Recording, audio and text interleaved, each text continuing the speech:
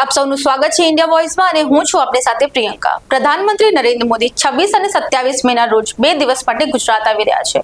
મોદી સાહેબના પ્રવાસ પહેલા અમદાવાદમાં તૈયારી શરૂ થઈ ગયા છે। સર્કિટ હાઉસમાં ગૃહ રાજ્યમંત્રી હર્ષ સંઘવીની અધ્યક્ષતામાં બેઠક યોજાઈ। પ્રધાનમંત્રી નરેન્દ્ર મોદી 26 અને 27 મેના રોજ 2 દિવસ માટે ગુજરાત આવી રહ્યા છે। મોદી સાહેબના આવવા પહેલા અમદાવાદમાં તૈયારીઓ શરૂ થઈ ગઈ છે। આ માટે સર્કિટ હાઉસમાં એક મીટિંગ યોજાઈ હતી, જેમાં ગૃહ રાજ્યમંત્રી હર્ષ સંઘવી ઉપસ્થિત રહ્યા। મીટિંગમાં સહકારિતા મંત્રી જગદીશ વિશ્વકર્મા, શહેરના ધારાસભ્યો, કલેક્ટર સુજીત કુમાર, જિલ્લા વિકાસ અધિકારી અને શહેર ગ્રામ પોલીસના અધિકારીઓ પણ હાજર રહ્યા।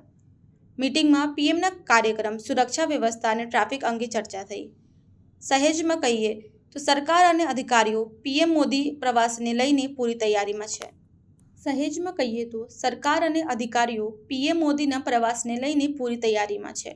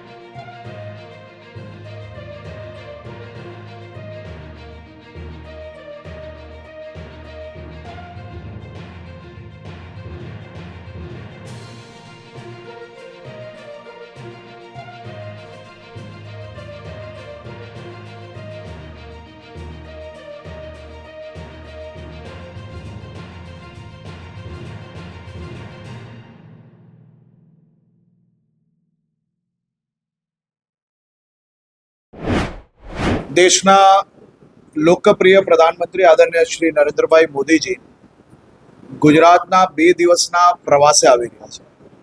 26 અને 27 તારીખે અનેક લોકાર્પણો અને ખાતમુહૂર્તનું આયોજન કરવામાં આવ્યું છે।